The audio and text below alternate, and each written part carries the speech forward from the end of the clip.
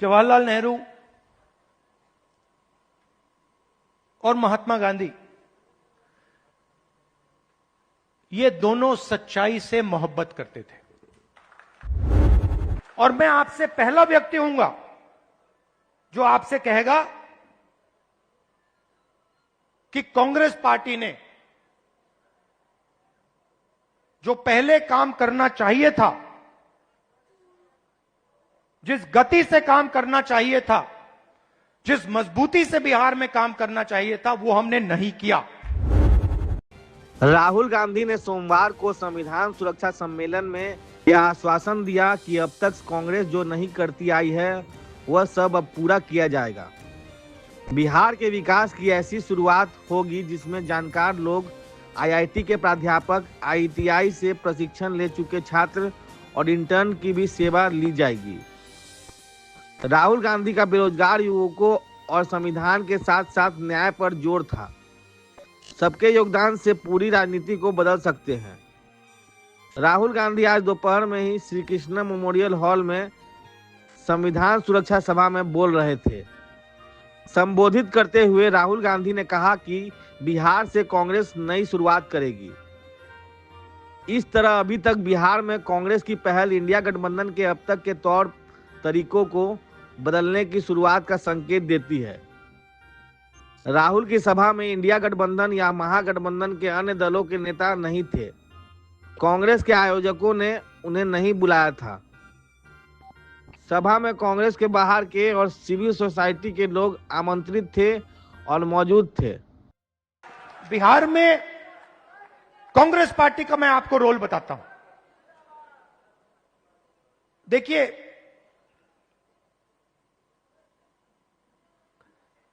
Congress party की जिम्मेदारी, गठबंधन की जिम्मेदारी, जो गरीब लोग हैं, जो कमजोर लोग हैं, ईबीसी, ओबीसी, दलित, महादलित, गरीब जनरल कास्ट के लोग, इन सब को जोड़कर, इन सबको जगह देकर, इज्जत देकर, रिस्पेक्ट देकर आगे बढ़ने का काम कांग्रेस पार्टी का। राहुल गांधी ने बहुत साफ तरीकों से कहा कि मैं पहला व्यक्ति हूं जो यह स्वीकार करता है कि बिहार में अब तक कांग्रेस को जो करना चाहिए था उसकी गति बहुत धीमी थी। राहुल गांधी के वक्तव्य को पूरा सुनिए। और मैं आपसे पहला व्यक्ति हूंगा जो आपसे कहेगा कि कांग्रेस पार्टी ने जो पहले काम करना चाहिए था, जिस गति से काम करना चाहिए था, जिस मजबूती से बिहार में काम करना चाहिए था, वो हमने नहीं किया। और हम अपनी गलती से समझे हैं और अब हम बिना रुके पूरी शक्ति के साथ जो बिहार के कमजोर लोग हैं, बिहार के गरीब लोग हैं, छोटी जात, छोटी अलग अलग जो ओबीसी, ईबीसी, दलित, महादलित के लोग हैं, उन सब को हम लेकर एक साथ हम आगे बढ़ेंगे। राहुल गांधी ने कहा कि यह सरकार अडानी अंबानी के आधार पर देश चलाना चाहती है। कांग्रेस पार्टी न्याय के आधार पर देश चलाएगी, संविधान को आगे रखा जाएगा। राहुल गांधी इसके बाद कन्हैया के नेतृत्व में चल रहे पैदल मार्च में शामिल होने वाले हैं। सोमवार के भाषण में राहुल ने यह भी कहा कि कांग्रेस ने दलित अध्यक्ष चुनकर एक शुरुआत कर दी है। कमजोर तबके के पक्ष में कांग्रेस काम करेगी। अप्रेंटिस करने वाले युवकों के लिए, बेरोजगारों के लिए कांग्रेस काम करेगी। राहुल गांधी का स्वागत करते हुए बिहार प्रदेश कांग्रेस कमेटी के अध्यक्ष राजेश राम ने संक्षिप्त भाषण दिया। इस मौके पर प्रमुख कांग्रेसियों के साथ कृष्ण अलावरू भी थे। राहुल गांधी का यह बिहार अभियान बिहार में कांग्रेस की रणनीति के साथ चल रहा है। सुनिए राहुल गांधी को और इस वीडियो को शेयर भी कीजिए।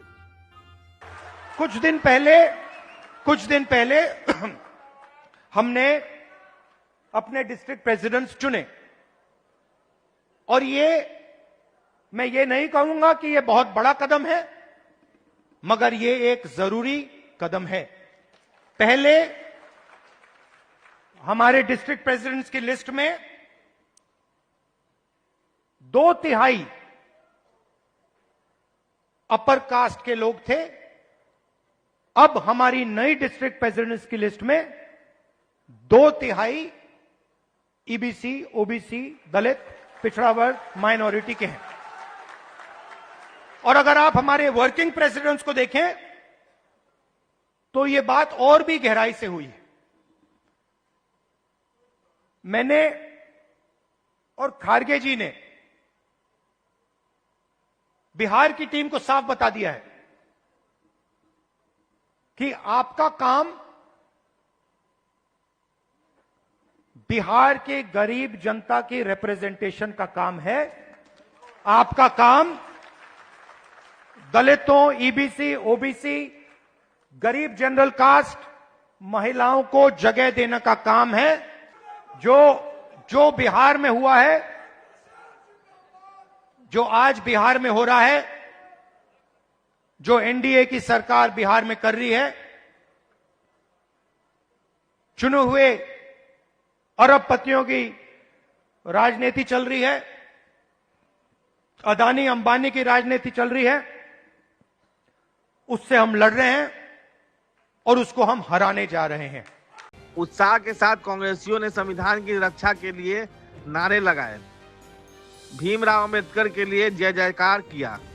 सोमवार की दोपहर में ही पटना हवाई अड्डा पर उतरकर राहुल गांधी श्री कृष्ण सभा भवन गांधी मैदान पहुंचे थे। देखते रहिए विमर्श न्यूज। संदीप दीक्षित मुझसे कहा कि मैं उनके पॉडकास्ट पे जाऊं। सवाल पूछा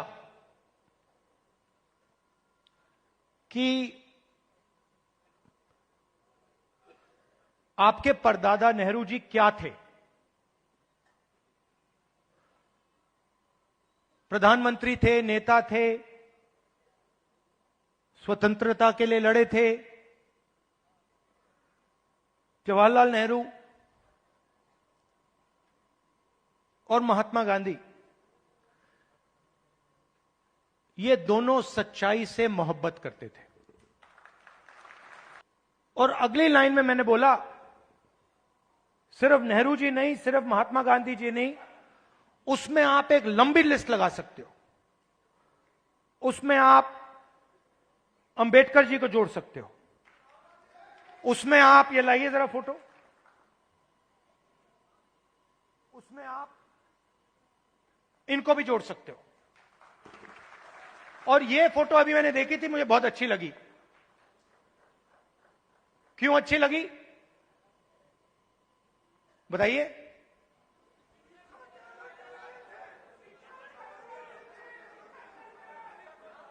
क्योंकि जो इनकी पत्नी है और इनके बीच में समानता है, रिस्पेक्ट है। ये देखकर ये पता लग रहा है कि रिस्पेक्ट है, कि ये संविधान 1947 में लिखा गया था। और मैं उनसे कहता हूं, नहीं, यह संविधान हजारों साल पुराना है। और इस किताब के अंदर अंबेडकर जी की सोच, फूले जी की सोच, गांधी जी, नेहरू जी, गुरु नानक जी, कबीर, जिन लोगों को हिंदुस्तान मानता है और रिस्पेक्ट करता है, उनकी सोच इसके अंदर है। महात्मा गांधी की autobiography my experiment with lies नहीं थी, जो शायद मोदी जी लिख पाएंगे। तो सच्चाई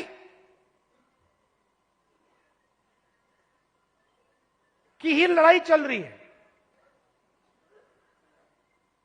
और आजकल क्या हो रहा है सच्चाई बोलना हिंदुस्तान में मुश्किल है, आसान नहीं। आप देख लीजिए, हमारी पॉलिटिक्स को देख लीजिए, पॉलिटिक्स को देख लीजिए, बड़े बड़े नेताओं को देख लीजिए, बोल नहीं पाते हैं। अमेरिका के राष्ट्रपति ने स्टॉक मार्केट की धज्जियां उड़ा दी हैं, देखा होगा। डेलीगेशन में दलित प्रोफेसर ने मुझे कहा कि मैं आईआईटी प्रोफेसर हूं। मैंने उनसे कहा नहीं भैया, आईआईटी प्रोफेसर की पूरी क्वालिफिकेशन आप में है, मगर सिस्टम आपको सच्चा आईआईटी प्रोफेसर नहीं बनने देगा। जहां भी मेरी जरूरत होगी, बिहार के कोने कोने में, हिंदुस्तान के कोने कोने में, आप मुझे बुलाओ, मैं हाजिर हो जाऊंगा। आपकी लड़ाई मेरी लड़ाई है। भारतीय संविधान जिंदाबाद, न्यायदाता राहुल गांधी जिंदाबाद। जय जय जय जय जय भीम, जय जय जय जय जय